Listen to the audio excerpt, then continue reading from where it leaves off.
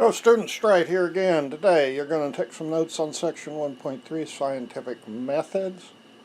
As always, read the section, look at the video, write down some notes, take any, as you're reading the section, add anything in you don't get as you do the video here. Your objectives for 1.3, you're going to need to be able to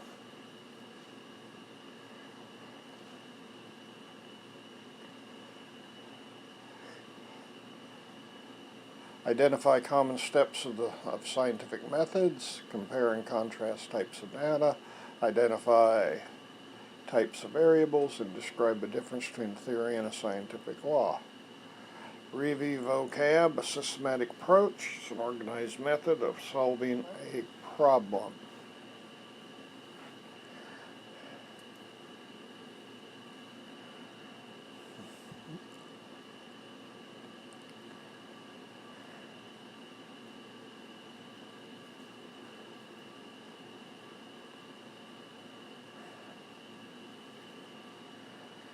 New vocab, lots of terms here we will be coming along to as we go through these notes. The main idea, this section, scientists use scientific methods to systematically pose and test solutions to the questions and assess the results of the test.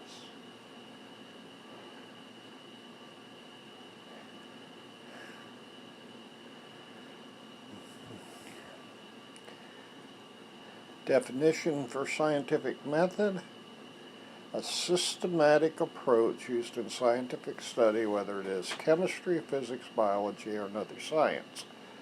It's an organized process. It's used by scientists to do research and provides methods for scientists to verify that works for others. Lots of different ways a scientific method can be illustrated. Our textbook uses this method here, but be a lot of other things it could use. Different textbooks will use different scientific methods. This contains the key ideas in a scientific method. You start with some observations. It can be existing knowledge, it can be quantitative data, it can be quantitative data. We'll define those later. These observations, from the observations, then we can come up with a hypothesis, a testable statement, or predictions, how it's described here. Sometimes between these you might see develop a question. So observations lead to a question leads to a hypothesis. Sometimes the definition you'll see for hypothesis is a proposed answer to a question. Once we have this hypothesis, our testable statement, we perform experiments to test it. We have conclusions from the experiments. That may lead us to revise the hypothesis. We may go around this circle a few times. Then you might generate what we could call a theory. And then again, do more experiments, might revise the theory a little. You might go around this circle for a while. Then at some point, if all the testing is supporting the hypothesis and the theory, a theory or a scientific law may be published, and it kind of depends on the type of question we were asking, whether we end up with the theory or the scientific law. And we will look at the difference between those two as we continue on.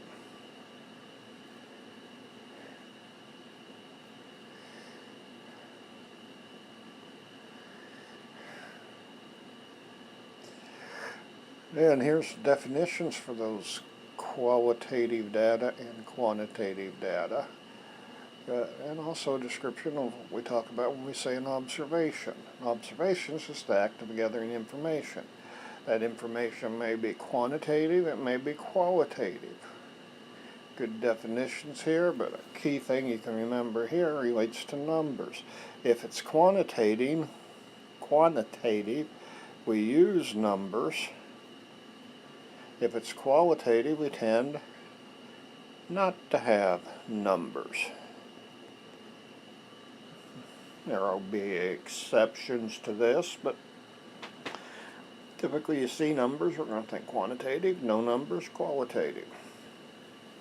Back in section 1, we were looking at CFCs in the atmosphere, and scientists noted their levels were increasing.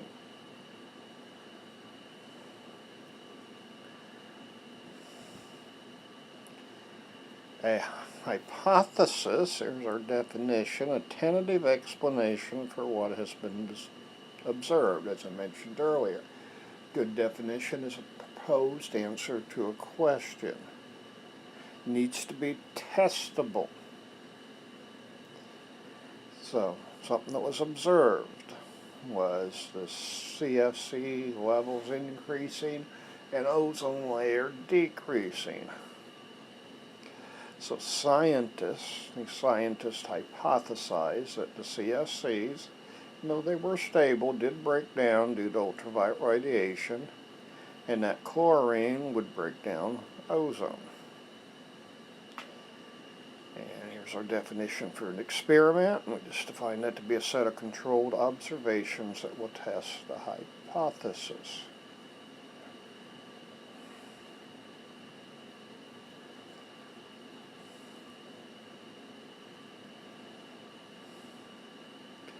And we have our definitions for independent variable and dependent variable after we look at what a variable is. Variable is a quantity or condition that can have more than one value. Some simple definition, a value that can, or something that can change, a quantity that can change. Independent variable, the variable we plan to change. We also sometimes, and you might remember this from the independent variable can also be called controlled variable. You might remember this term from physical science. It's the description they use. So, independent variable, controlled variable.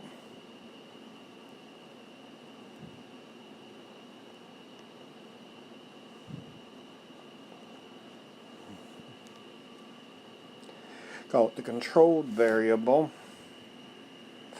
because that's what we are controlling. The dependent variable, the variable that changes in response to the independent variable, you might recall a phrase called the responding variable from physical science.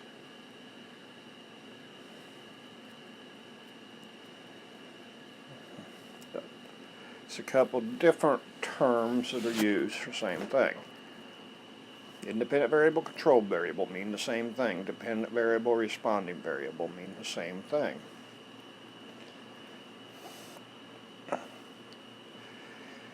Here we start with an example of what the variables are.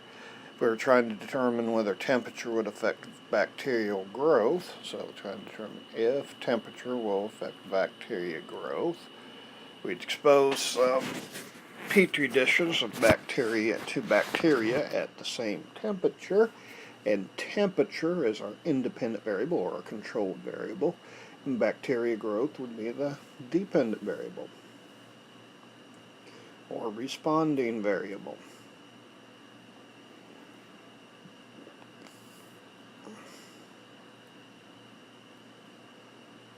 Control, standard for comparison in an experiment. Could be very simple controls, or you can have some complicated controls. We need something to compare to see if whatever we're trying to change is actually changing something. In clinical drug trials, we talk about double-blind studies. 2 identical groups of patient, or statistically identical groups of patient. One receives the drug, the other receives a placebo. The placebo group is the control group. Double blind means that neither the patient nor the physician knows who got the drug. So don't want, if the doctor knew who got the drug, they may unintentionally do things different for the group people that have had the drug and those that have not had the drug.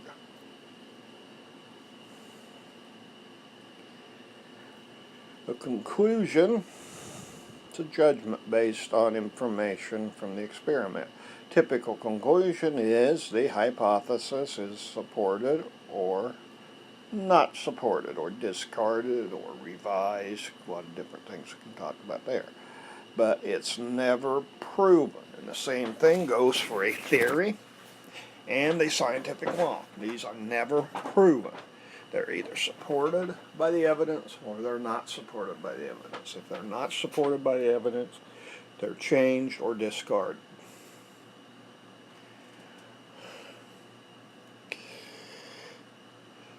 Those scientists we looked at earlier, Molina and Rowland, made a hypothesis. We looked at that already, about the stability of CFCs in the stratosphere. Then they gathered data, so they made a hypothesis. Then they gathered data. Here it says data that supported their hypothesis. It's just better just be you gather data. And then you see if it supports or doesn't support your hypothesis. If it supports your hypothesis, we continue on. If it doesn't, we change things. We don't ignore data that doesn't support us. We don't just try to find the data that supports it. And then they ended up developing a model of how CFCs would react over and over again with ozones. And a model can be something we can use to make predictions. And here is the model, or an example of the model they used. You got the CFC here, ultraviolet radiation hitting it. It breaks down into this little molecule and a chlorine atom. Then that chlorine atom reacts with ozone to produce oxygen in this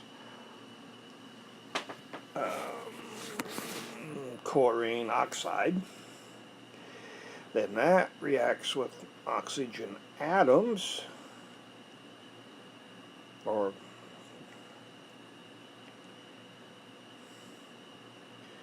to get oxygen molecules and chlorine atoms, and then that chlorine atom can come back and react with another ozone.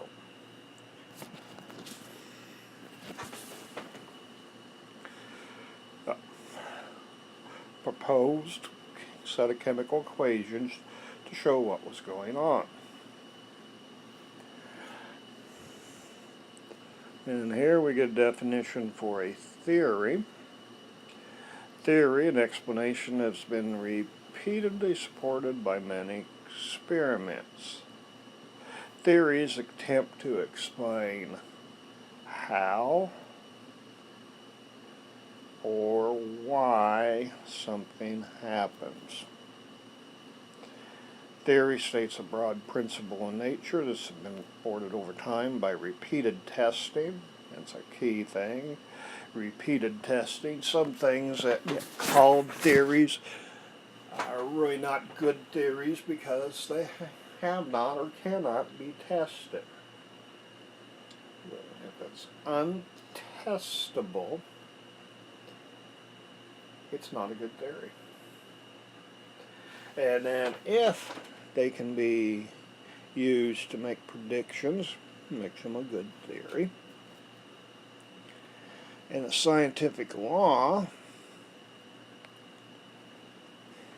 here's our definition: relationship in nature supported by many experiments, and no exceptions, these relationships are found.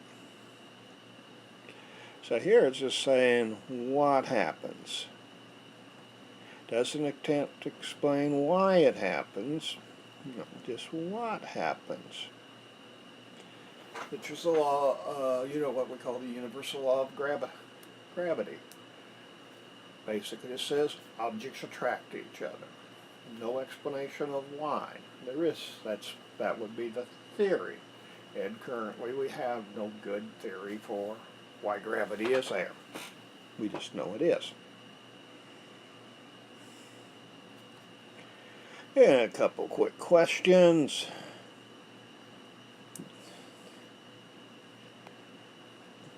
Quantitative data describes observations that are, as it says here, numerical.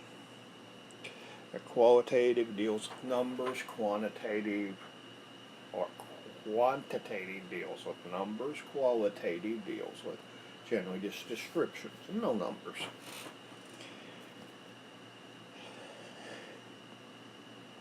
And scientific methods are systematic approaches to solving problems.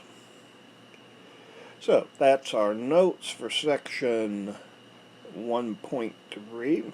That's all for now.